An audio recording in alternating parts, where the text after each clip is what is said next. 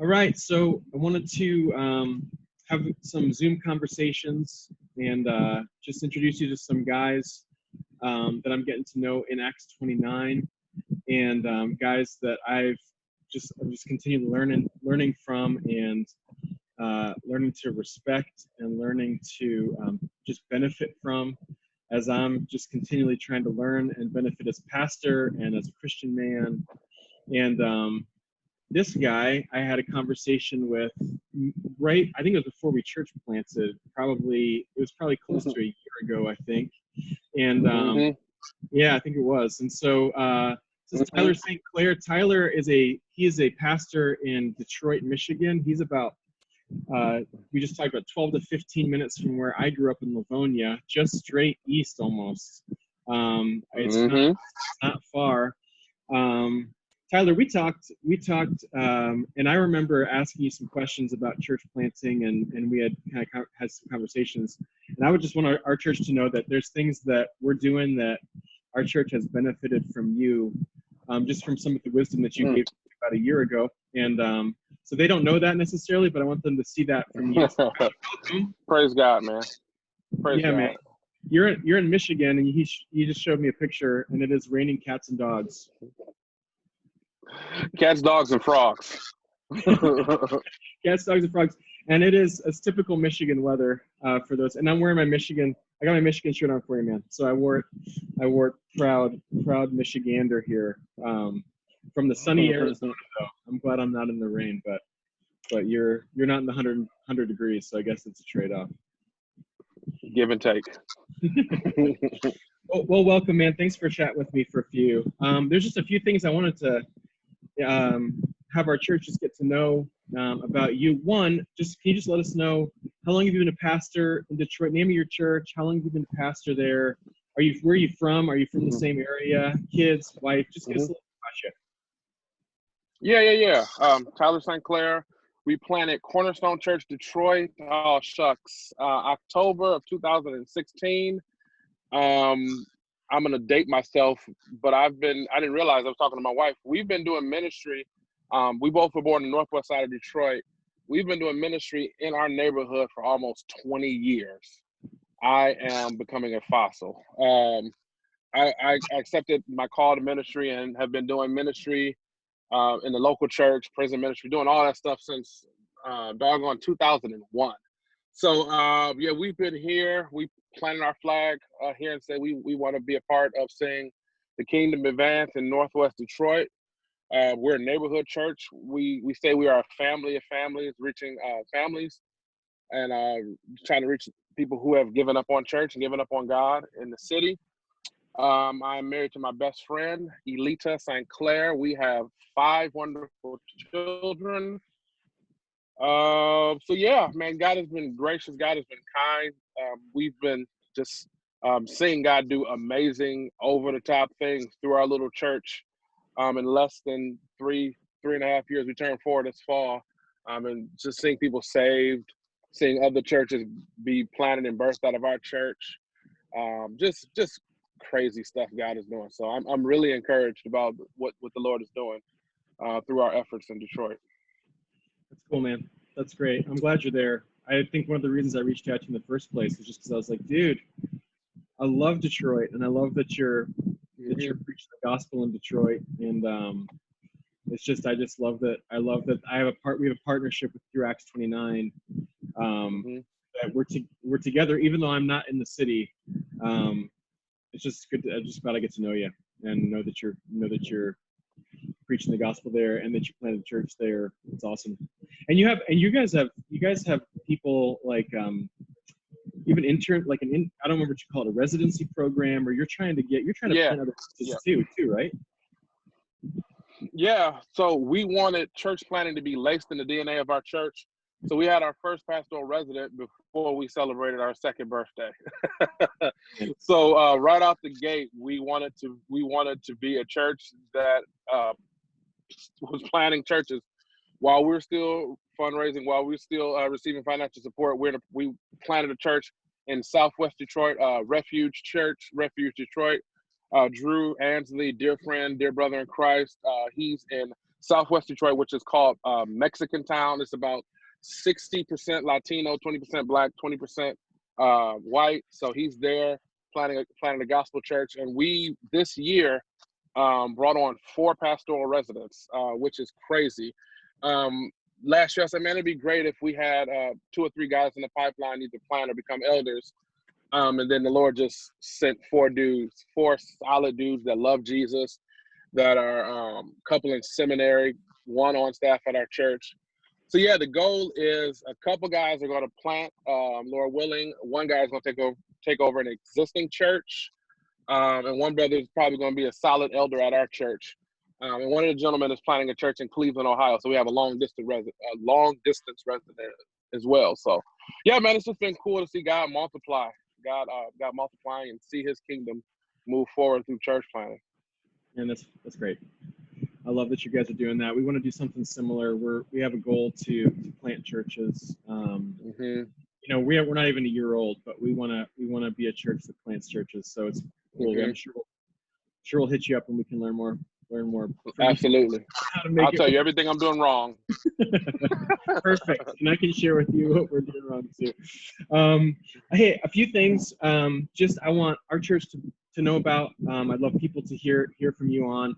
The first one is, I read a little bit about, and I think that there was even something that the local news did on Cornerstone Cares dealing with COVID-19. Can you just tell us a little bit about what Cornerstone Cares is? Is that something that you just did for COVID-19, or is that something that you have going on all the time? What does that look like?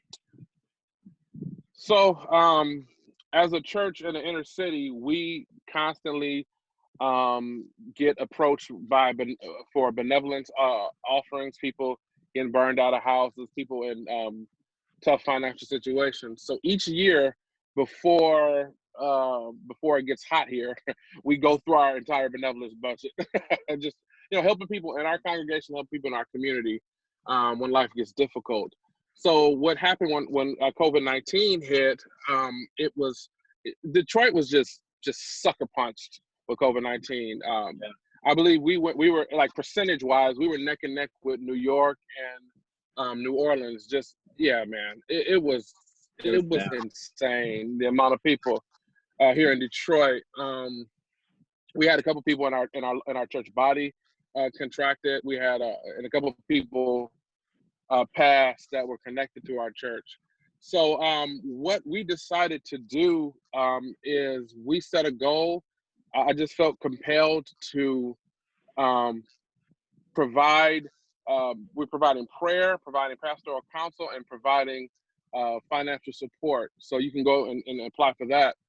So I said, man, I think that we can raise $25,000. And a couple other people who I said this to looked at me like I grew a second head.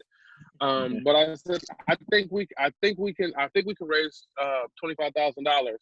And within 3 weeks, we're close to $40,000. And this money is going to help people. Huh? No, I just said that's crazy. 40 grand. I didn't realize it was that much. Yeah, we're last I checked Friday, it was around 37,000. So I guess we're just gonna keep going. But yeah, it's the Lord just has just been so kind. So we're helping people who were affected financially. Some of the stories we've been hearing are just heart-wrenching. So we're providing this support for bills, helping people not get put out of their homes, helping people get their electricity on, because a lot of people lost their jobs. So I punted all things money to the other team, and I told them I just want to talk to people about Jesus. So whoever is asking for prayer, pastoral counseling, I've been reaching out to and doing just a lot of grief counseling, because people, just walking through what it looked like to live after, COVID-19 and losing loved ones. So yeah, it's just been crazy, man. God has just been so faithful. And the news reached out to us, the local news, and said, we'd love to do a story on your initiative. And I said, I'd love for you to do a story about our initiative. That'd be great. So after that, I was sitting in my living room before I even saw the news article, before I even saw the news story. I was sitting in my living room like, I got a text message from a family member. Oh my goodness, your church was on the news. And right after that, I got a phone call like, hey, what about? It's like I was panicking because I thought they put my number on the news. Me and my wife almost had a joint panic attack. I have no idea how this person got my telephone number. But yeah, the response has just been amazing, amazing. And the goal is just to continue, because this isn't over when stay-at-home orders are over. This is going to be it's going to be residual collateral damage for this, for years. So initially we said we're going to raise 25,000. We're close to 40 now, so I guess we're just going to keep letting people donate and keep trying to help as many people as we can. That's good, man. Well, I think it's a good opportunity. I mean, just even as we're thinking through how to serve communities, but loving your neighbor practically, like being the hands and feet of Jesus to people that need it. Is that something that you have? Do they? I think I read this, but do they fill out an application and send it in to you guys? Like anybody can do it in the community? Yeah, it's just on our website. You go, you fill out a little application. It's like a 30-second application, name, email. What do you want? Prayer, counseling, financial support. Some people just want financial support, which is fine. But it's been an overwhelming response. People say, man, I just want somebody to pray with me. I'm struggling. One mom emailed and said, I want me and my whole family want to get baptized. So it's been this is an opportunity for the gospel. This is an opportunity for the gospel. Like you said, being the hands and feet of Jesus, but in being the hands and feet, we're going to be the mouth as well. We're going to proclaim the Lord Jesus and preach, and prayerfully we'll see people come to know and follow him because of this. Great. That's great. Thanks for serving people that way. I think it's good. We benefit from praise that. God. My pleasure, man. Yeah. You also write for the Gospel Coalition some, right? You've written a number of articles that I've read. And you just recently wrote one about the art title was Pandemic Priorities for Church Planters. And it was a great article, really good. If anybody's looking, it was really well written. I benefited from that. One of the things I benefited from, there was this line that you said that I just would love you to give you some space to talk about. You wrote, while we've mastered the art of celebration, I think as a church, the grace of lament has often been forgotten. That phrase, the grace of lament, was what just caught my eye. You don't often hear grace and lament together, especially in evangelical, at least in our evangelical circles, white evangelical circles. We don't often think about grace and lament together. I just would love to hear more about that. What does that mean? How have you thought through that? How did you land there? How do you guys practice that as a congregation? So this all kind of began. I preached a sermon series on the emotions out of the Psalms earlier this year, and preaching on anxiety, lament, depression, joy, all of these things. And then right after that, the world implodes due to COVID-19. But lament is a grace. Lament is a gift from God. If you look at some of the Psalms, the David Psalms of lament, he goes through and he's confused, he's frustrated, he's hurt, he's crying out to God. And then toward the end, you see David's face begin to turn. You see his heart begin to turn back to God. But you are my rock. You are my salvation. And you will I trust. After pouring it all out, after the lament, we see healing. And I think that's what is missing with many of us, because what happens is life gets difficult, pain comes, we lose a loved one, and it's not just for pastors, anybody. We keep going with work, we keep going with our hobbies, we keep going with our idols of pleasure, and we never really heal because we don't stop and lament. We don't stop, cry out to God. We don't stop and say, why God? Why did this happen? Why did I get this diagnosis? Why did this loved one have to die? So just lamenting, crying out to God opens the door for God to move in our lives in many ways.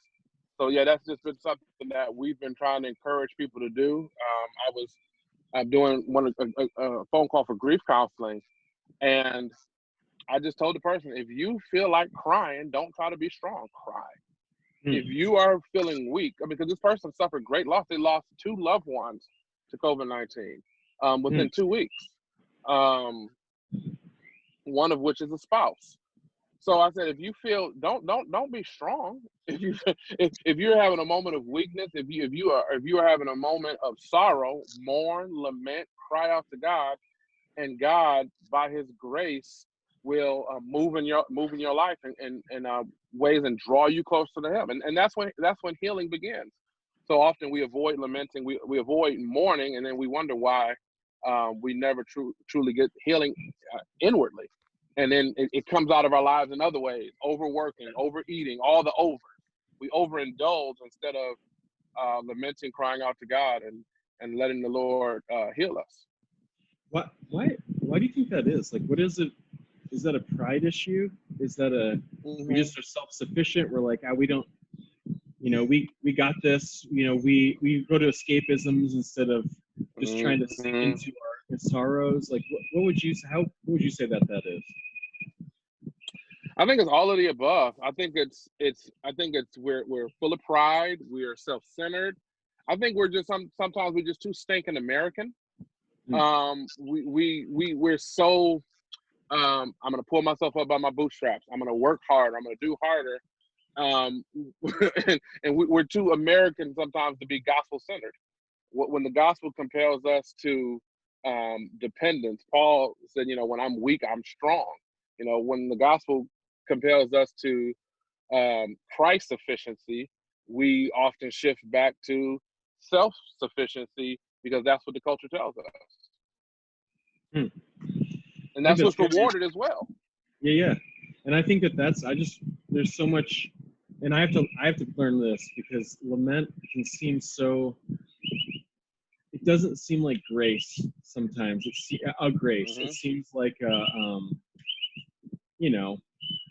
I don't want to be that. I want to celebrate. So that's why I think what you said is like, let's rejoice. And I think what you're saying, which I think is so key, is that actually lamenting can be rejoicing. It's just a different, it's rejoicing in the God who comforts, or the God who, if we believe that we're made in God's image and He's given us emotion for a reason, we should suppress those things, but we should, is that what you're saying? I mean, that sounds right. Absolutely. Yeah, absolutely. Yeah, absolutely. It opens the door. We'll continue to do all the overs, overwork, overthink, overplay, instead of lamenting, opening the door for God to move and intervene, and for God to be sufficient in our lives, for God to rule and reign in our lives. I mean, if you look at the Psalms of David's Psalms of lament, that's how it starts. God, why? My enemies, my flesh is deteriorating toward the end. My God, you are my strength. You are my refuge. And I've seen that play out in my life. I've seen that play out in the lives of many believers who take that time to cry out to God, and the Lord is faithful to move. The Lord is faithful to intervene. Yeah, because it should lead us to, in David's case, it should lead us to the end saying, regardless of all of this, I've spoken my piece. I've wept. It's Job too, right? I've wept and all this stuff. Yeah. Oh yeah. In the end, I resolve to trust you in all of this, right? We should always lament should always lead us in that direction, right? Yeah. Though He slay me, yet will I trust Him. Yeah. That was Job's testimony. Yeah, man. Yeah, that's good. That's good. Well, speaking of lament, one thing on May 6th, I was scrolling through Facebook, came across your Facebook post.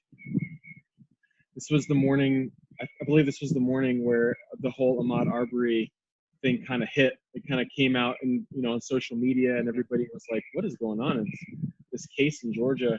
And you wrote that you heard the story of Ahmaud Arbery sitting in your car preparing to go for a jog, right? So you're preparing to go for a jog, you heard the story, and then you said, I cannot articulate in words the daily stress, anxiety, and restlessness we manage living as a Black man in America.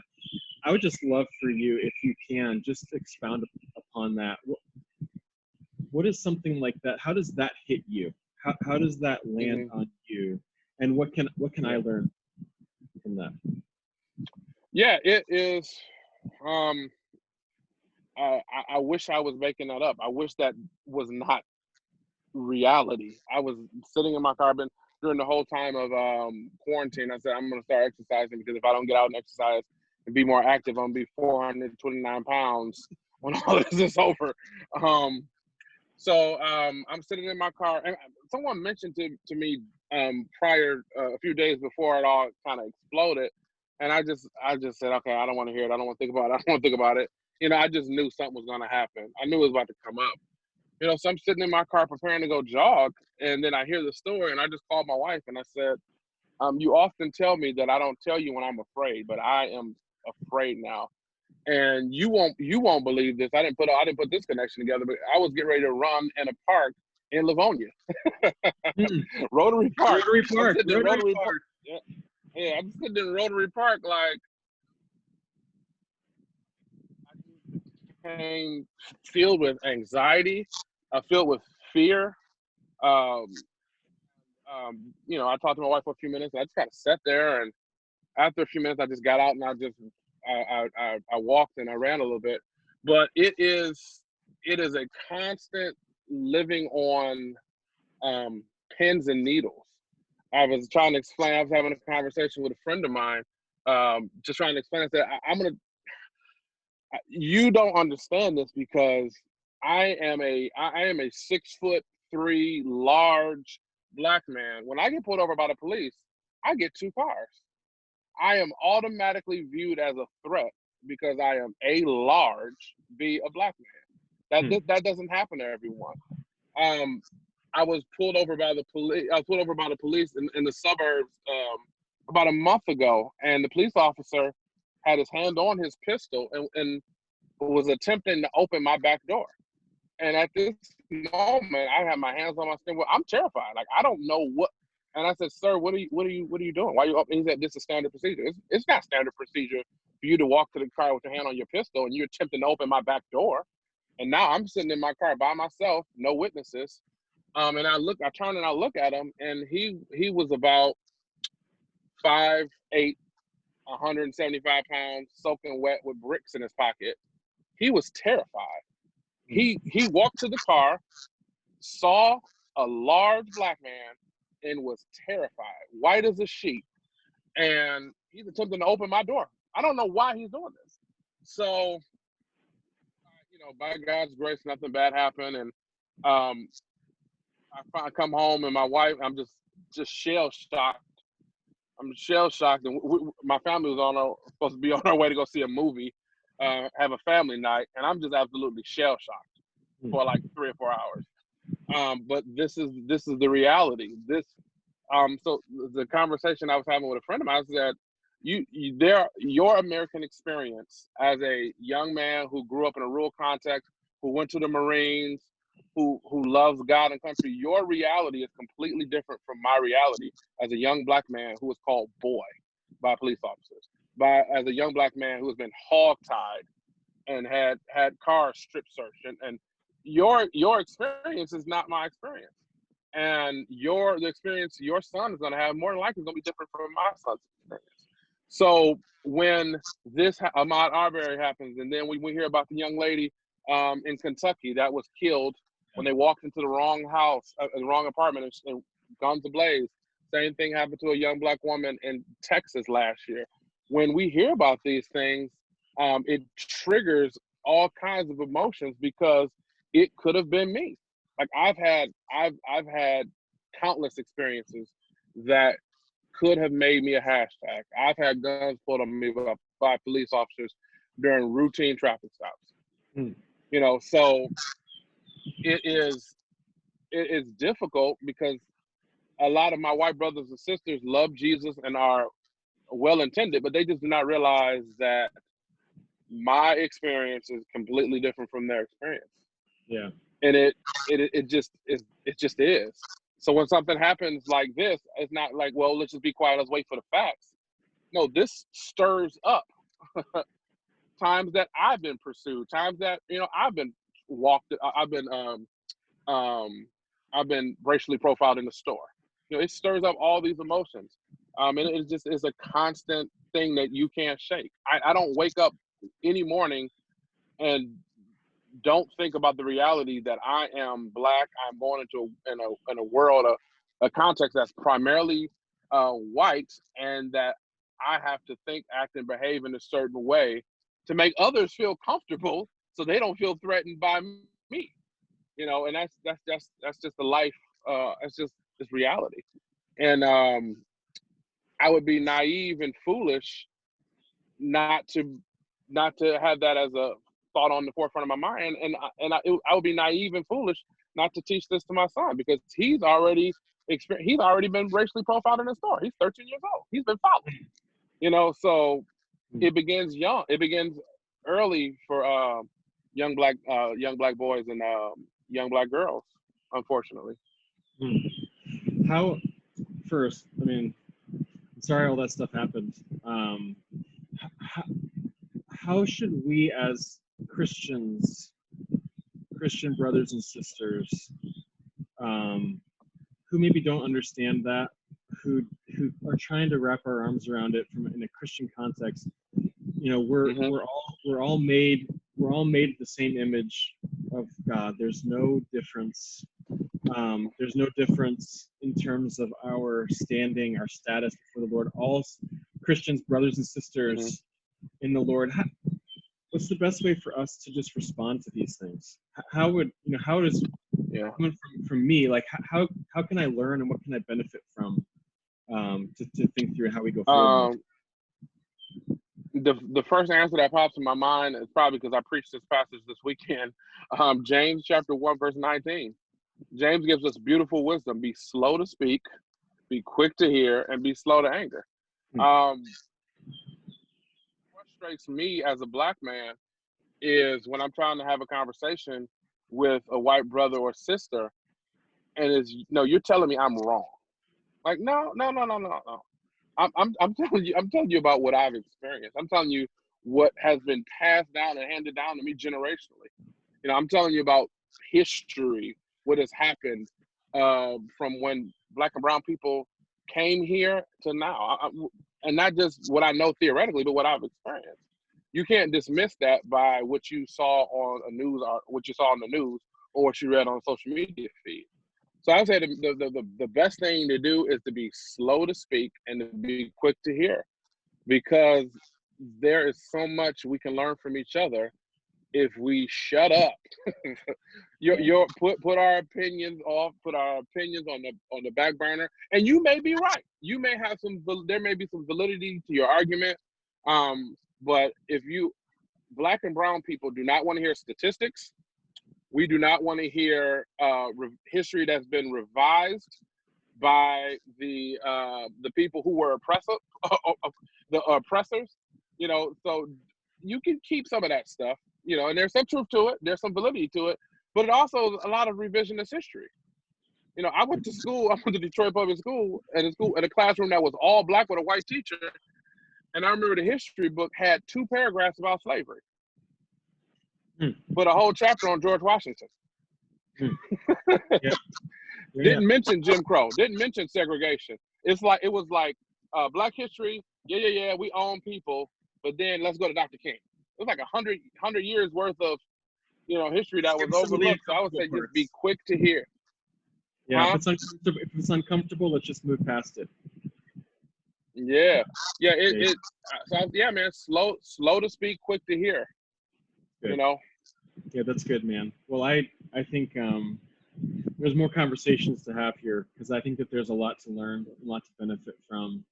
And I probably maybe a year ago, it wasn't even a year ago, I read Woke Church by Dr. Mason. And man, there's just some eye-opening stuff that I just haven't had to experience. And so I